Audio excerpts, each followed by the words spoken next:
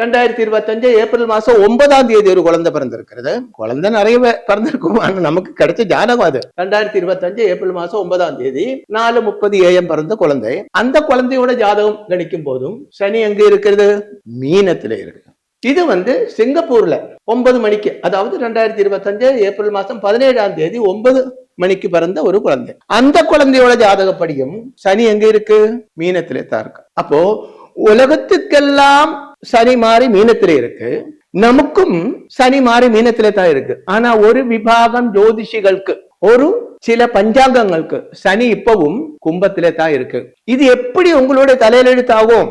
இதே ஃபாலோ பண்ணியாச்சுன்னா உங்க வாழ்க்கைக்கு இதுக்கு ஏதாவது சம்பந்தம் இருக்குமா? சம்பந்தம் இருக்காது. அப்ப நீங்க என்ன சொல்லுவீங்க? ஆனா பல இடத்துலயும் போய் ஜாதகம் பார்த்தேன், ஜாதகம் கரெக்ட் இல்லே அப்படி சொல்லுவாங்க. அதாவது சாஸ்திர விதி அல்லாமல் இந்த ஜோதிஷம் படிக்கிறதும் இதை ஃபாலோ பண்றதும் தான் இதுக்கு காரணம்.